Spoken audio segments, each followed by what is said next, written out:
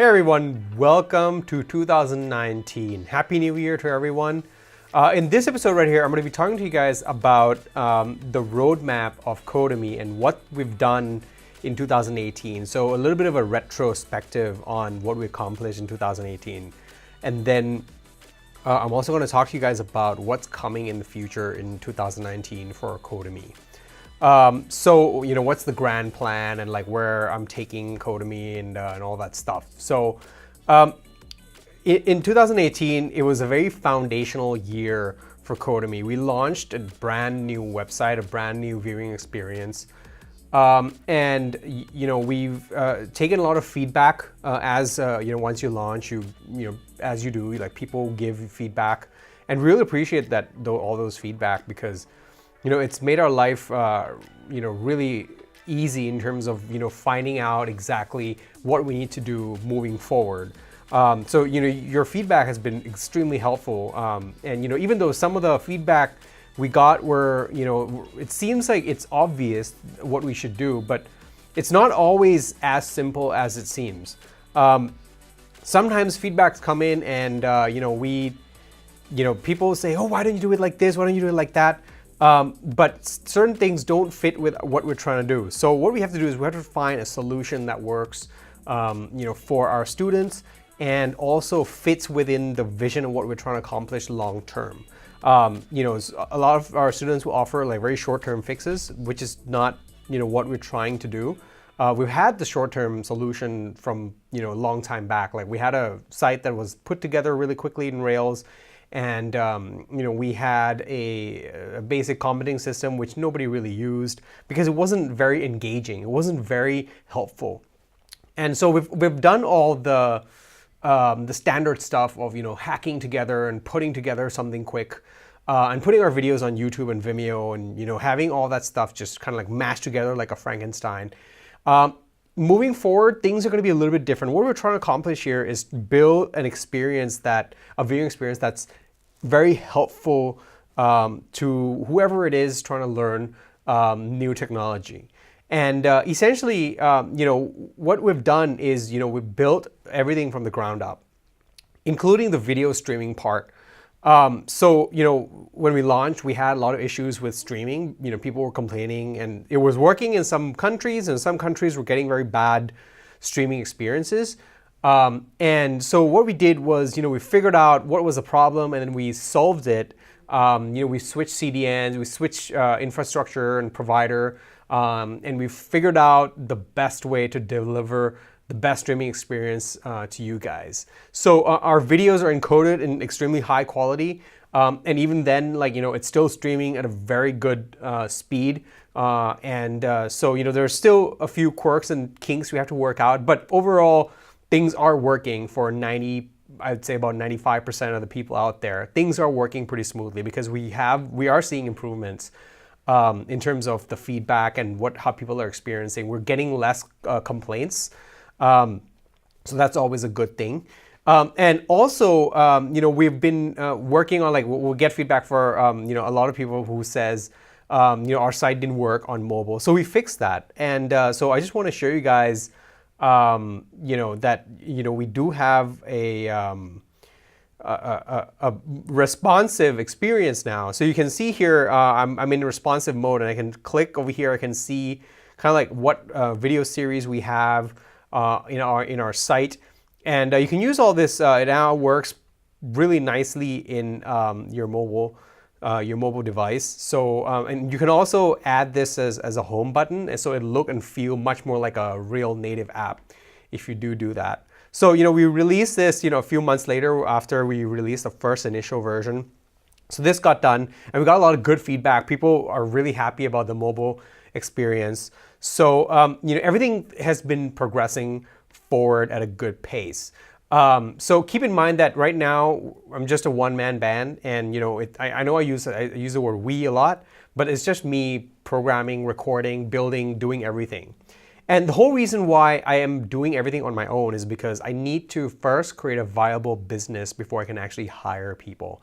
And overall, I've been getting a lot of feedback from people like, why don't you do this? Why don't you release this and do that? Well, everything that I'm doing now, there's a lot of thought behind it. There's a lot of things going on behind the scenes that will later on will be revealed, and you guys will understand why things are the way they are. But my goal is to ensure that Codemy has, first of all, a viewing experience that is, great. Like, people can come on, they can sign up, they can become a member, they can watch the videos at high quality, and everything works, as well as it should. So, that's kind of like been the primary focus. And so far, we've solved a lot of those problems.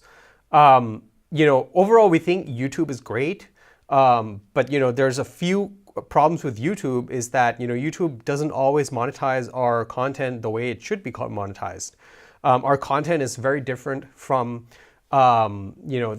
is very different from the general content out there. We don't discuss politics. We don't discuss the mainstream clickbaity topics, which means our monetization strategy is slightly different. Our video actually provides a lot of value to people who are viewing it. And a lot of people who come to our site have told us, that why is our content so cheap? And they've been telling us that we don't want to like shortchange you because your content has been extremely helpful, and we appreciate that. But the answer is, right now we're testing everything out. We want to make sure that people sign up and give us feedback, and that's the most important thing for us right now. And the other thing is, we're constantly looking for like things to tweak and like new things to build and new features to build. And so today I'm gonna kind of like give you guys a glimpse of what I've been working on in terms of like what's next for Codemy. Let me show you guys something that I've been working on. So basically what you're looking at on the right hand side, so this is currently only in development. It is not on staging or not on production, nothing like that. So we're right now working on a conversation system. So what do I mean by conversation system? Well, you can think of it as a comment system.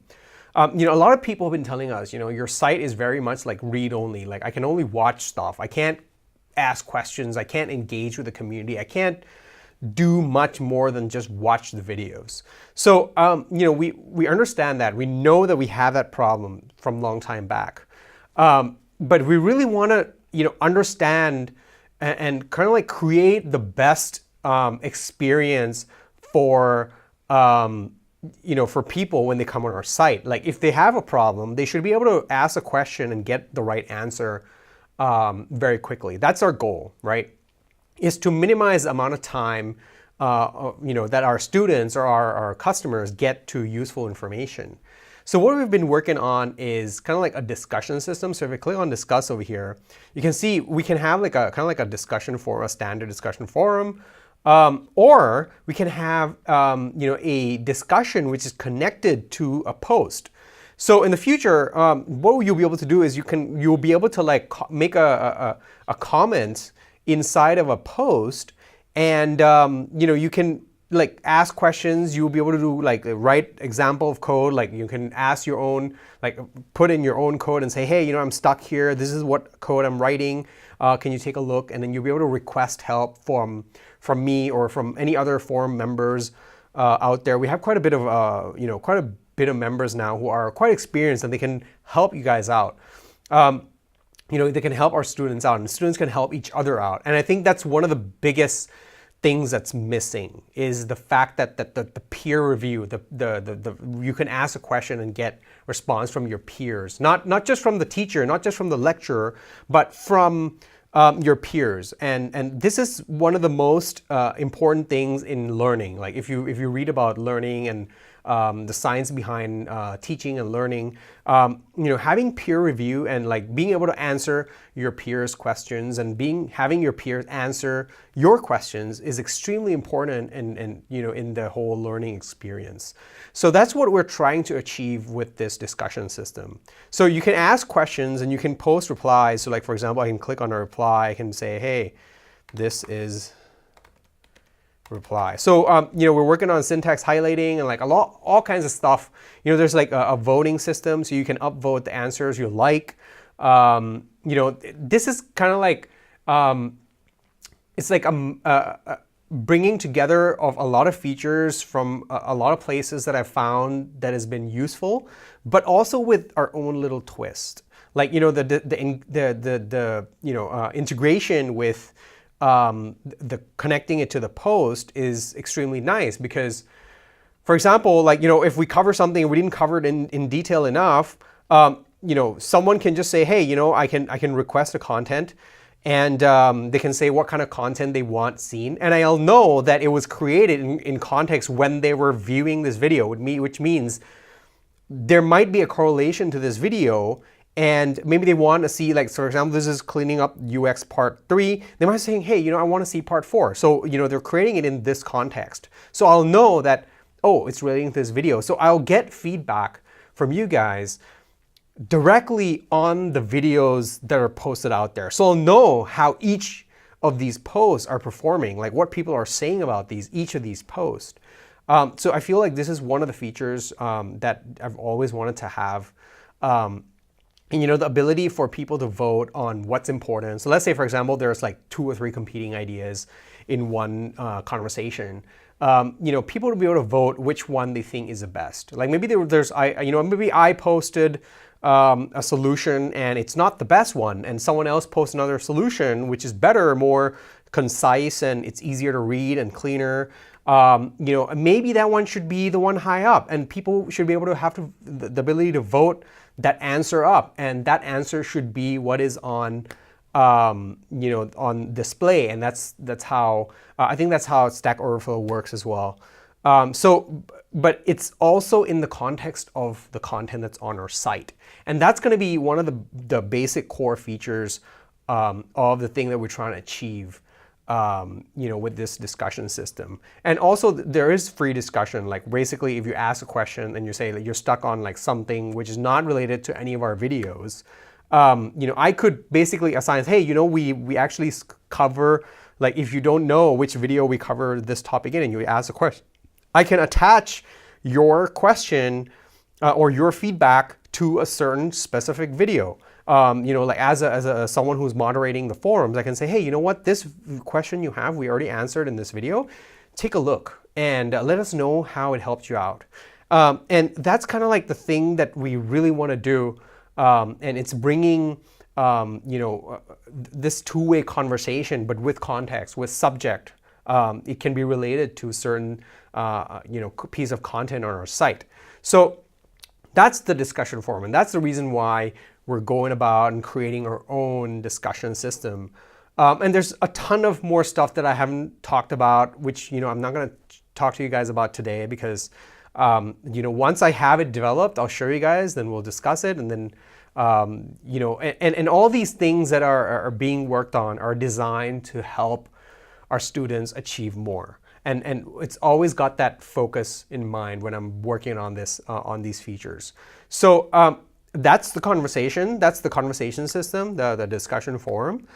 You know, you can think like, you know, a lot can be done with this. Like a lot can be done. Like for example, in the future, you'll be able to send me a private conversation and say, hey, I'm stuck on this thing. Could you help me out? And I will be able to reply. And maybe I can even create a private video reply, or we can host a Q&A. You know, so many things we can do, which is really, really cool. And, you know, we're not dependent on YouTube because, you know, as I mentioned, YouTube has a certain limitation and they want to take their platform in their direction. But that's not always what's best for in terms of learning how to code experience. So yeah, so that's the conversation system that's coming up. The next thing is the content. Let's talk a little bit about the content. So we've been getting a lot of feedback from people that, you know, our content is very intermediate level to advanced level. Like, don't we have something for, you know, beginner content? And, you know, the thing is on YouTube, our beginner content does the best. You know, like if you look at our Git videos on YouTube, it's getting like hundreds of thousands of views per video. And, you know, a lot of people have been asking about the, you know, basic Ruby content, like not Rails, but Ruby. Like they really want to get into Ruby. and they don't know how to start or how to begin. So I just want to put it out there that we are working on like beginner content, getting people from having no experience at all, getting set up, and having everything good to go, and then they're able to follow along with a basic level tutorial and get to the point where they can then go over to the intermediate, like Rails API or Rails Foundation or wherever it is they want to go, whatever it is they're trying to build, they can achieve that. And of course, we're going to continue with Elixir. We love Elixir. We're doubling down on Elixir. Like Elixir is becoming more and more popular. The more I do it, the more I love it. And so, I'm definitely doubling down on our Elixir content. As a matter of fact, I wanted to point out to you guys that, and gals, that we released at the end of last year, released 4 new episodes on Elixir, and we released some source code, some React source code, so that you can follow along with the Elixir project without having to build a React project. So you can take a look over here, go ahead into the link on GitLab and download the source code for the React app and then integrate it. And we show you, of course, the code, and how to integrate it into your own Elixir project. So you can do that with this as well.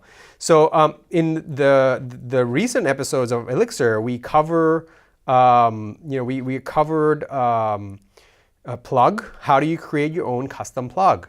That's just a tip of the iceberg in terms of the stuff that we're going to be covering. Moving forward, we're going to be creating our own rendering system. So how do we take a React app, launch it, and then have it being rendered, on the server side and being served for clients that cannot render JavaScript? That's basically the idea behind the whole project. So I'll talk to you guys and show you guys how to build the rendering engine behind all that. Using something called Croxy.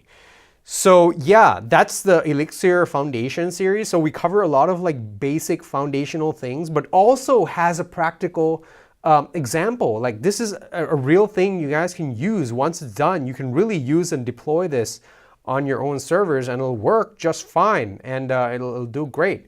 So it's actually what I've been using on Codemy.net, like everything that's, like crawlable and SEO friendly and all that stuff, is doing all that.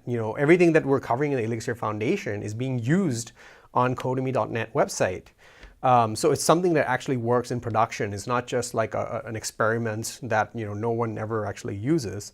Like it's processing, quite a few pages per month for us, like at least 24,000 page views per month. Just rendering the SEO and SEO friendly page and all that stuff. So it is battle tested, it works. This is a fully functional solution that we're showcasing, and then how to think about it and how to go about writing a working solution. So that's kind of like just to give you guys what's coming up in terms of the content. So another thing, another feedback we've been getting is that our React videos have been going out of date. And understandably, some of them are 2 years old, 2.5 years old. So what we're going to be doing is we're going to go back and we're going to revise all the React concepts, and we're going to keep things very simple and make sure that when people jump onto the React Foundation series, stuff works and people don't get stuck because of a configuration. And we've found out actually, when people come and talk to us using our the Crisp chat over here, we get the same questions. So we know exactly what the problem is. So, this year we're going to be creating the content to alleviate all those problems and fix all those problems. And I can tell you that, most of the content that we have, a lot of the, I would say 60% of the React Foundation videos still apply. The problem is that the Webpack has changed so much, people can't follow along and they get stuck on Webpack configuration. So what we're going to be doing is we're going to give you a simple solution. This is a React Foundation series. So when you jump onto the React Foundation, we want you to have the least friction possible. So what we're going to be doing is we're going to offer a template that you can clone. You can run a command and it'll set up the project for you, and you're good to go. and it will walk you through like what's going on, why are the files there, and all the configuration and all that. So that will help solve a lot of the problems that that we've been getting from like in terms of feedback from our students, and that should really improve things in terms of our site. We're going to have more Elixir content. We're going to fix the React Foundation series and make sure that it all works when someone jumps onto it. And then we're going to work on the beginner content so that we have newcomers can like hop on, learn some basic Ruby, learn some basic Git, and then go on their way to learning Rails. So the other thing that we've been getting a lot of requests for is the Ruby on Rails update for the API, in terms of updating how the token, the JWT token works. That we left off in the previous episode, we left off with JWT not fully implemented, so that's all coming as well. Just wanted to put that out there for those of you who are looking forward to it. So I'm right now planning a few things in terms of the strategy on how to output that much content. So a lot has changed in terms of the setup. Like I'm gonna be moving my office again, my studio again, so that's gonna cause a little bit of delay, but shouldn't be that much of a problem. But it'll allow me to basically, push out much more content when I'm not in this studio anymore. And I'll talk to you guys about where I'm heading and in terms of the studio and why it's going to help me much more. And so all that, that's basically the update and the roadmap for Codemy in terms of 2019 and the retrospective on 2018. I hope you guys like it. This is a free video. Check out our website, see what's going on in terms of the content, give us feedback. We're always listening, and we're happy to help you any way we can. And if you get into any kind of issues, send us a question or like a feedback, and tell us, hey, this is not working, whatever. We'll work it out as soon as we can. So yeah, with that, I want to wrap it up, and I'll see you guys in the next video.